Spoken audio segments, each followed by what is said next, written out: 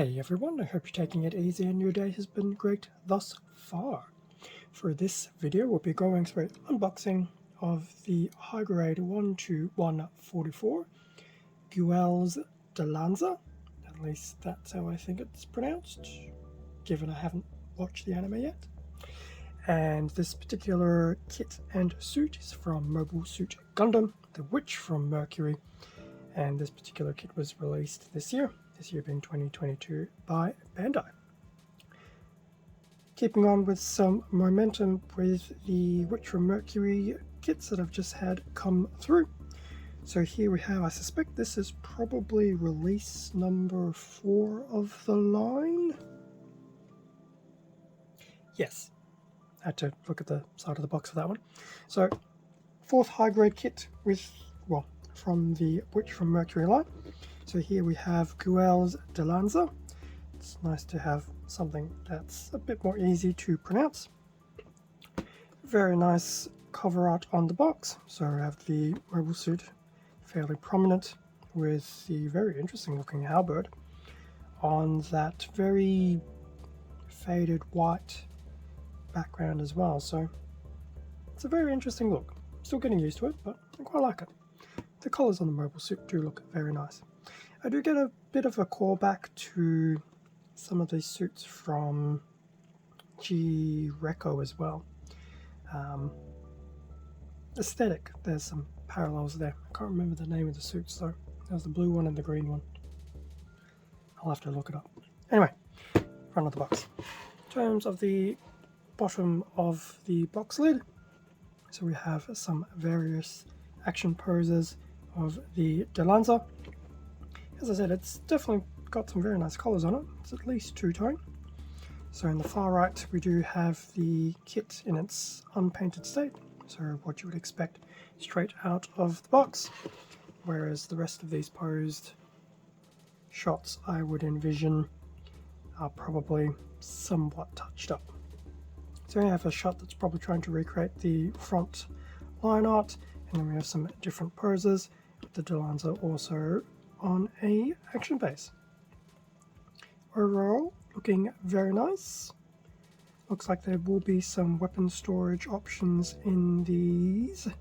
What I dare say, I was going to call them shoulder pads, but apparently they're shields. Very cool. Top of the box, front and back shot. Getting quite used to seeing those. Shot of the pilot and quick blurb about the Witch from Mercury. And then the side of the box, which will be the same on both sides, but as you can see, kit number 4. In terms of the inside, what do we have? We have 1,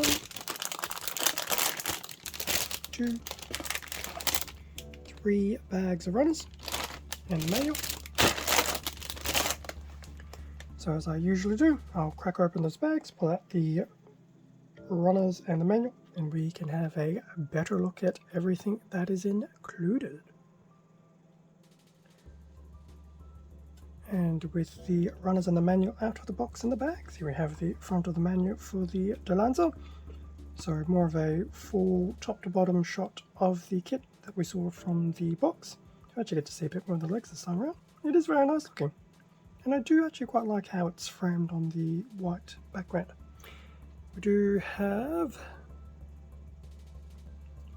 some quick text regarding both the suit and the pilot.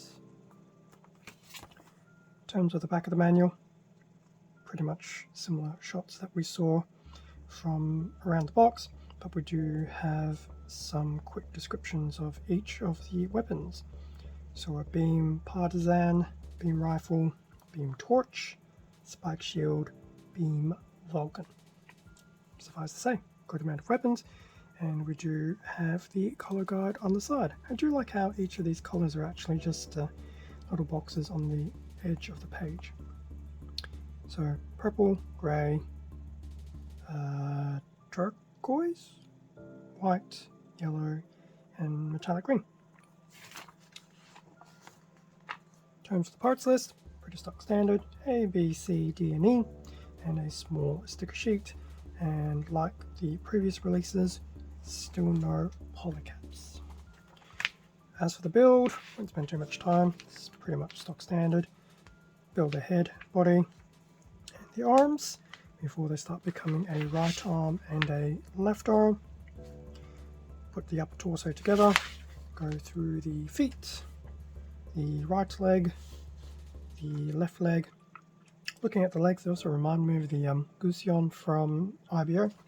I think it was in the previous aerial video I did say. It's interesting where some of the inspirations come from, which is very cool nonetheless.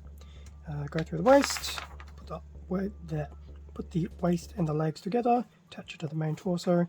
Standard action base compatibility, build the small backpack, the weapons, and that's pretty much it. So very much your stock standard high grade build. So that was the manual. In terms of the sticker sheet, bit of a relief, especially at the point of recording. I have recorded and published the SDX standard Gundam aerial. A very interesting extreme take on only having a few stickers. It's very nice to see this. So there you go, 3 stickers for the Dilanza. As for the runners, multicolor A runner, we have the white, very interesting looking, I believe it's a head plume, bit of yellow, the black, and some of that turquoise, so that's not too bad. Some interesting detailing in there, nothing too heavy. So that's the A runner. Moving on to the B runner, which could be black or could be very dark grey, either. So a lot of this will be joint parts, as we usually expect for a runner of this type. I believe this will be some of the base of the feet and some of the weapons. We also have 2 hands there. That's the B runner. Moving on to the C runner, which is now moving into a bit of colour. So it's the one flat colour.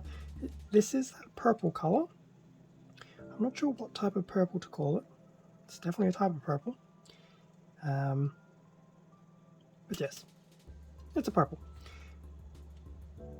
Interesting array parts. I think these will be parts of the legs. There'll definitely be some arm parts in there as well, but that is very cool.